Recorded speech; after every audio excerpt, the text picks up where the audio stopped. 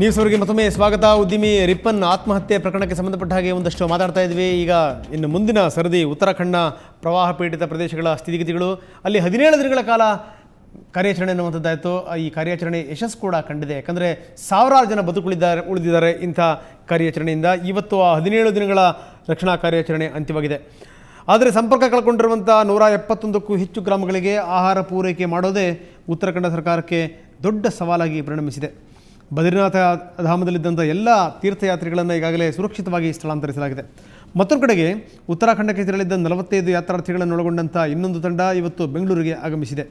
ಸಚಿವ ಸಂತೋಷ್ ಲಾಡ್ ಜೊತೆ ಆಗಮಿಸಿದ ಯಾತ್ರಾರ್ಥಿಗಳು ನೆಮ್ಮದಿಯ ನಿಟ್ಟುಸಿರನ್ನು ಬಿಟ್ಟರು. ಯಾತ್ರಿಕರನ್ನ ಭೇಟಿಯಾಗಿ ವಿಚಾರಿಸಿದಂಥ ಸಿಎಂ ಸಿದ್ದರಾಮಯ್ಯ, ರಾಜ್ಯದಿಂದ ಒಟ್ಟು 450 ಯಾತ್ರಾರ್ಥಿಗಳನ್ನು ರಕ್ಷಣೆ ಮಾಡಲಾಗಿದೆ.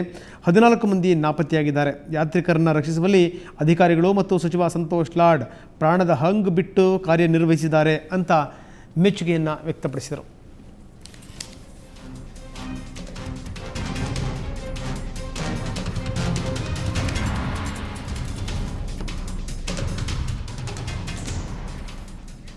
ಈ ರೀತಿಯ ಪ್ರಕೃತಿ ವಿಕೋಪಗಳು, ಅದು ಪ್ರವಾಹ ಆಗಿರ್ಬೋದು ಅಥವಾ ಭೂಕಂಪ ಆಗಿರ್ಬೋದು, ನಮ್ಮ ರಾಜ್ಯದವರು ಸಿಕ್ಕಾಕೊಳ್ಳುವಂಥದ್ದು ಅತ್ಯಂತ ಸಾಮಾನ್ಯ ಸಂಗತಿ. ಆದರೆ ಪ್ರಪ್ರಥಮ ಬಾರಿಗೆ ಒಬ್ಬ ರಾಜ್ಯದ ಸಚಿವರು ಜೀವದ ಹಂಗು ತೋರದು ಈ ವಿಚಾರದಲ್ಲಿ ಹೋರಾಡಿದ್ದಾರೆ. ಅಷ್ಟೇ ಅಲ್ಲ, ಒಬ್ಬ ಕೊನೆಯ ಕನ್ನಡಿಗ ಅಲ್ಲಿರೋ ತನಕ ನಾನು ಯಾವುದೇ ಕಾರಣಕ್ಕೂ ವಾಪಸ್ ಬೆಂಗಳೂರಿಗೆ ಬರಲ್ಲ ಅಂತ ಪಣ ತೊಟ್ಟಂಥ ಯುವ ಸಚಿವ ಸಂತೋಷ್ ಲಾಡ್ ನಮ್ಮೊಂದಿಗೀಗ ನೇರ ಸಂಪರ್ಕದಲ್ಲಿದ್ದಾರೆ. ಸಂತೋಷ್ ಲಾಡ್, ಕಾರ್ಯಕ್ರಮಕ್ಕೆ ತಮಗೆ ಸ್ವಾಗತ. ಮೊದಲು ಕಾಂಗ್ರ್ಯಾಚುಲೇಷನ್ಸ್ ನಿಮ್ಮ ಅದ್ಭುತವಾದಂಥ ಕೆಲಸಕ್ಕೆ. Thank you. ಓಕೆ, ಸೊ ನಾವು ಮಾತಾಡ್ತಾ ಇದ್ವಿ, 17 ದಿನ ನಡೆದಂಥ ರಕ್ಷಣಾ ಕಾರ್ಯಾಚರಣೆ ಇವತ್ತು ಅಂತ್ಯ ಕಂಡಿದೆ. ಆ ರಕ್ಷಣಾ ಕಾರ್ಯಾಚರಣೆ ಅನ್ನುವಂಥದ್ದು ಯಾವ ರೀತಿ ಇತ್ತು, ಬಹಳ ಹತ್ತಿರದಿಂದ ನೋಡಿದ್ದೀರಿ ನೀವು. ನೀವೇ ಹೇಳಿದ ಪ್ರಕಾರ ಕೆಲವೊಂದು ಕಡೆಗೆ ರಕ್ಷಣಾ ಕಾರ್ಯಾಚರಣೆಯಲ್ಲಿ ನೀವೇ ಖುದ್ದಾಗಿ ಪಾಲ್ಗೊಂಡಿದ್ರಿ. ಜೊತೆಗೇನು ಅಂತಂದರೆ ಈ ನಿತ್ರಾಣದಿಂದ ಬಳಲ್ತಿದ್ದಂಥ ಜನರ ಮೂಟೆಗಳನ್ನು ಕೂಡ ಹೊತ್ತಿದ್ದೀರಿ ಅನ್ನುವಂಥದ್ದು.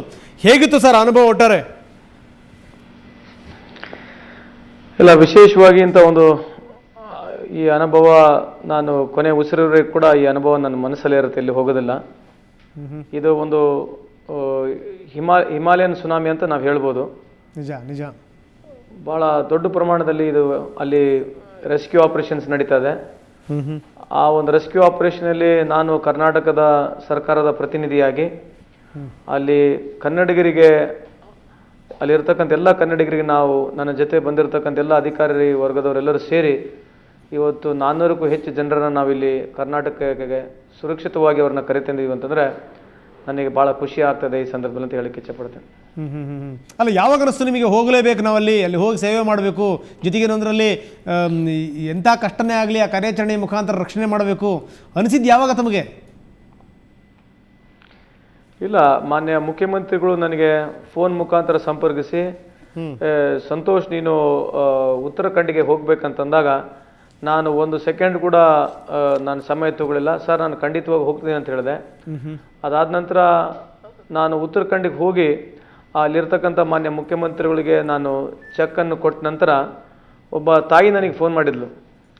ಫೋನ್ ಮಾಡಿ ನನ್ನ ಮಗ ಮೇಲ್ಗಡೆ ಇದ್ದಾನೆ, ನೀವು ಅವ್ರನ್ನ ಕರೆ ತರಬೇಕು ಅಂತ ಹೇಳಿದಾಗ, ಅಮ್ಮ ತಾಯಿ ನನಗೆ ಸ್ವಲ್ಪ ಸಮಯ ಕೊಡಿ, ನಾನು ಮೇಲೆ ಹೋಗಿ ಯಾವುದೇ ಪರಿಸ್ಥಿತಿಯಲ್ಲಿ ನಿಮ್ಮ ಮಗನ ತರ್ತೀನಿ ಅಂತ ಹೇಳಿದಾಗ ಆ ಅಮ್ಮ ಬಿಲೀವ್ ಮಾಡಲಿಲ್ಲ. ಆ ಅಮ್ಮ ನಮ್ಮನ್ನು ಬೈಲು, ನೀವೆಲ್ಲ ರಾಜಕಾರಣಿಗಳು ಬೇರೆ ಸುಳ್ಳು ಹೇಳ್ತೀರಿ, ನೀವು ನನ್ನ ಮಗನ ಹೆಣವಷ್ಟೇ ತರಲಿಕ್ಕೆ ನೀವು ಮೇಲೆ ಹೋಗ್ತೀರಿ ಅಂತ ಹೇಳಿದ್ರು.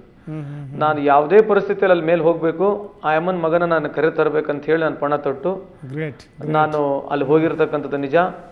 ಆಮೇಲೆ ವಿಶೇಷವಾಗಿ ನಾನು ಹೋದ್ಮೇಲೆ ನಮಗೆಲ್ಲ ರೀತಿಯ ಸಪೋರ್ಟು ಮಾನ್ಯ ಮುಖ್ಯಮಂತ್ರಿಗಳಾದಂಥ ಸಿದ್ದರಾಮಯ್ಯ ಅವರು ಎಲ್ಲ ರೀತಿಯ ಸಪೋರ್ಟನ್ನು ಕೊಟ್ಟಿದ್ದಕ್ಕೆ ಇಂಥ ಒಂದು ನಾವು ದೊಡ್ಡ ಪ್ರಮಾಣದಲ್ಲಿ ಎವಾಕ್ಯುಯೇಷನ್ ಮಾಡಲಿಕ್ಕೆ ನಮಗೆ ಅನುಕೂಲ ಆಯಿತು. ಓಕೆ, ಅಲ್ಲ ಇಲ್ಲಿ ನಾನು ಒಂದು ಪ್ರಶ್ನೆ ತಮಗೆ ಕೇಳಲೇಬೇಕು. ತಾವು ಹೇಳಿದ್ರಿ ಒಬ್ಬರು ಮಹಿಳೆ ಕಣ್ಣೀರಿಡ್ತಾ ಇದ್ರು, ನನ್ನ ಮಗನ ರಕ್ಷಣೆ ಮಾಡಬೇಕು ಅಂತ. ಒಂದು ಸ್ವಲ್ಪ ವಿವರಿಸಿ ಸಂತೋಷ್, ಎಲ್ಲಿದ್ದರು ಅವರು, ಯಾವ ಸ್ಥಳದಲ್ಲಾದಂಥ ಘಟನೆ ಇದು, ನೀವು ಅವ್ರನ್ನ ರೆಸ್ಕ್ಯೂ ಮಾಡಿದ್ದು ಹೇಗೆ, ಅದನ್ನು ಹೇಳಿ. ಅಲ್ಲ, ಅವರು ನನಗೆ ಫೋನ್ ಮುಖಾಂತರ ಮಾಡಿರ್ತಕ್ಕಂಥದ್ದು, ಅವರು ಯಾರು ಅಂತ ಕೂಡ ನನಗೆ ಪರಿಚಯ ಇಲ್ಲ. ಓಕೆ ಓಕೆ, ಅಲ್ಲಿ ಅವ್ರು ಹೇಳಿ, ಮುಂದುವರಿಸಿ. ಅಲ್ಲ, ಅಲ್ಲಿ ಹೋದಂಥ ಸಂದರ್ಭದಲ್ಲಿ ಅಲ್ಲಿ ಸಿಚುವೇಶನ್ನೇ ಬೇರೆ ಇತ್ತು. ನಾವೆಲ್ಲ ಮರ್ತು ಬಿಡಬೇಕಾಗ್ತದೆ, ಯಾಕಂದ್ರೆ ಪರ್ಟಿಕ್ಯುಲರ್ ನಮಗೆ ಯಾರು ಮಾತನಾಡಿದ್ರೆ ಕೂಡ ನೆನಪಿಲ್ಲ. ಅಲ್ಲಿ ಹೋದ್ಮೇಲೆ ಎಲ್ಲ ಸ್ಟೇಟ್ನವ್ರ ಪರಿಸ್ಥಿತಿಗಳು, ಭಾಳಷ್ಟು ಜನ ಅಸ್ತಮೆಟಿಕ್ಕು, ಡಯಾಬಿಟಿಕ್ಕು, ಬೈಪಾಸ್ ಆಗಿರ್ತಕ್ಕಂಥವ್ರು, ಆಮೇಲೆ ಓವರ್ ಏಜ್ಡ್ ಆಗಿರ್ತಕ್ಕಂಥವ್ರು, ಡಬಲ್ ಬೈಪಾಸ್ ಆಗಿರ್ತಕ್ಕಂಥವ್ರು, ಅದನ್ನೆಲ್ಲ ನೋಡಿದ ತಕ್ಷಣ ನಮಗೆ ಏನೋ ಒಂದು ಭಯ ಆಗ್ಬಿಡುತ್ತೆ. ನನಗೆ ಒಂದು 3 ದಿವಸ ನನಗೆ ಯಾಕೋ ನಿದ್ದೆನೂ ಮಾಡಿಲ್ಲ ನಾನು. ಓಕೆ, ಎಲ್ಲಿ ಯಾವ ಕಡೆಗೆ ತುಂಬ ಬಹಳ ಕಷ್ಟಕರ ಅನಿಸಿದ್ದು ನಿಮಗೆ? ಇಡೀ ಕಾರ್ಯಾಚರಣೆ ಬಹಳ ಕಷ್ಟ ಅನಿಸಿದ್ದು ಎಲ್ಲಿ, ಯಾವ ಪ್ರದೇಶದಲ್ಲಿ? ಅಲ್ಲ, ಈ ಕಡೆ ಕೇದಾರ್ ಭಾಗದಲ್ಲೇ ಬಹಳ ದೊಡ್ಡ ಪ್ರಮಾಣದ ಕಷ್ಟ ಇತ್ತು. ಎಸ್ಪೆಷಲಿ ಆ ರಾಂಬಾಡ, ಜಂಗಲ್ ಜಟ್ಟಿ, ಆ ಗೌರಿಕುಂಡು, ಆ ಭಾಗದಲ್ಲಿ ಮಾತ್ರ it was very difficult. Okay okay, ಹೇಗಿತ್ತು ಅಲ್ಲಿನ ಸ್ಥಿತಿ ಹೇಗಿತ್ತು? ಒಂದು ಕಡೆಗೆ ಚಳಿ, ಇನ್ನೊಂದು ಕಡೆಗೆ ಮಳೆ, ಇನ್ನೊಂದು ಕಡೆ ಪ್ರವಾಹ, ಜೊತೆಗೆ ಏನಂತಂದರೆ ಪದೇ ಪದೇ ಭೂಮಿ ಕುಸಿಯುವಂಥದ್ದು ಅದೆಲ್ಲದೂ ಕೂಡ ಆಗ್ತಾಯಿದೆ ನಿರಂತರವಾಗಿ? ಇಲ್ಲ, ಒಂದು ಕ್ಲೈಮೇಟ್ ವಾಸ್ ವೆರಿ ಬ್ಯಾಡ್. 24 ತಾಸು ಮಳೆ ಬರ್ತಾನೆ ಇರೋದು. ಎರಡನೇದು ಫಾಗ್. ಈ ಫಾಗ್ಲಿಂದಾನೇ ನಮಗೆ ಈ ಕಾರ್ಯಾಚರಣೆ ಮಾಡಲಿಕ್ಕೆ ಭಾಳ ಅಡ್ಡಿ ಆಗ್ತಾ ಇರತಕ್ಕಂಥದ್ದು. ಎರಡನೇದು ಫುಡ್ ಕೂಡ ಡ್ರಾಪ್ ಮಾಡೋಕೆ ಆಗ್ತಾ ಇರಲಿಲ್ಲ. ಭಾಳ ಪ್ಯಾರಾಟ್ರೂಪರ್ಸ್ ಮುಖಾಂತರ ಮಿಲಿಟ್ರಿಯವರು, ಆರ್ಮಿದವರು ಭಾಳ ಟ್ರೈ ಮಾಡ್ತಾ ಇದ್ರು. ಆದರೂ ಕೂಡ ಟಾರ್ಗೆಟಿಗೆ ಕೂಡ ನಮಗೆ ಫುಡ್ ಡ್ರಾಪ್ ಮಾಡೋಕೆ ಆಗ್ತಾ ಇರಲಿಲ್ಲ. ಎಸ್ಪೆಷಲಿ ರಾಂಬಾಡ ಆ್ಯಂಡ್ ಜಂಗಲ್ ಜಟ್ಟಿ, this were the most 2 difficult operations ಈ ಕಳೆದ 15 ದಿನಗಳಿಂದ. ಮೊದಲನೇ ದಿವಸ ನೀವು ಅಲ್ಲಿ ಹೋದಂಥ ಸಂದರ್ಭದಲ್ಲಿ ನಾನು ಅದನ್ನು ಕೇಳಲೇಬೇಕು, ಯಾಕಂದರೆ ನಿಮಗೂ ಕೂಡ ಗೊತ್ತಿಲ್ಲ ಬಹುಶಃ ಪರಿಸ್ಥಿತಿ ಇಷ್ಟೊಂದು ವಿಷಮವಾಗಿದೆ ಅಲ್ಲಿ, ಸ್ಥಿತಿ ಇಷ್ಟೊಂದು ಅಧ್ವಾನವೆದ್ದೋಗಿದೆ ಅಲ್ಲಿ ಅನ್ನೋದು ನಿಮಗೂ ಗೊತ್ತಿರಲಿಲ್ಲ. ಆರಂಭದಲ್ಲಿ ಹೋಗಿ ನಿಂತು ಇಡೀ ಆ ಪ್ರದೇಶವನ್ನು ವೀಕ್ಷಣೆ ಮಾಡಿದಾಗ ತಮಗೆ ಏನು ಅನ್ನಿಸ್ತು ಅಂತ? ಇಲ್ಲ, ಅಲ್ಲಿ ಹೋಗೋವರೆಗೂ ನಮಗೂ ಇದು ಎಷ್ಟು ದೊಡ್ಡ ಪ್ರಮಾಣದಲ್ಲಿ ಆಗಿದೆ ಅಂತ ನಮಗೂ ಮಾಹಿತಿ ಇರಲಿಲ್ಲ. ಅಲ್ಲಿ ಹೋದ್ಮೇಲೆ ಈ ನ್ಯಾಷನಲ್ ಏನು ನಮ್ದು ಒಂದು ಕಮಿಟಿ ಇತ್ತು, ಡಿಸಾಸ್ಟರ್ ಮ್ಯಾನೇಜ್ಮೆಂಟ್ ಕಮಿಟಿ ಇತ್ತು. ಆ ಕಮಿಟಿ ಮೀಟಿಂಗ್ನಲ್ಲಿ ನಾನು ಕುಳಿತುಕೊಂಡಾಗ ಅವ್ರು ಮಾತನಾಡ್ತಕ್ಕಂಥ ಸಂದರ್ಭದಲ್ಲಿ ನಮಗೆ ಅವಾಗ ಸಂಪೂರ್ಣ ಮಾಹಿತಿ ಬಂದಿರತಕ್ಕಂಥದ್ದು, ಎಷ್ಟು ಡಿಫಿಕಲ್ಟ್ ಇದೆ, ಎಷ್ಟು ದೊಡ್ಡ ಪ್ರಮಾಣದಲ್ಲಿ ಇದು ಎಫೆಕ್ಟ್ ಆಗಿದೆ ಅಂತೇಳಿ ಅವಾಗೇ ನನಗೆ ಸಂಪೂರ್ಣ ಮಾಹಿತಿ ಸಿಕ್ಕಿರ್ತಕ್ಕಂಥದ್ದು. ಎಸ್ ಸಂತೋಷ್, ನೀವು ಹಾಗೆ ದಯವಿಟ್ಟು ಸಂಪರ್ಕದಲ್ಲಿರಿ. ಮತ್ತಷ್ಟು ನಾನು ನಿಮ್ಮ ಜೊತೆಗೆ ಮಾತಾಡ್ತೀನಿ. ಸಂತೋಷ್ ಲಾವರ ಜೊತೆಗೆ ಇನ್ನಷ್ಟು ನಾನು ಚರ್ಚೆ ಮಾಡ್ತೀನಿ. ಅದಕ್ಕಿಂತ ಮೊದಲೊಂದು ಪುಟ್ಟ ವಿರಾಮ ತಗೊಳ್ಳೋಣ. ವಿರಾಮದ ಬಳಿಕ ಮತ್ತೆ ಸಂತೋಷ್ ಜೊತೆಗೆ ಚರ್ಚೆ.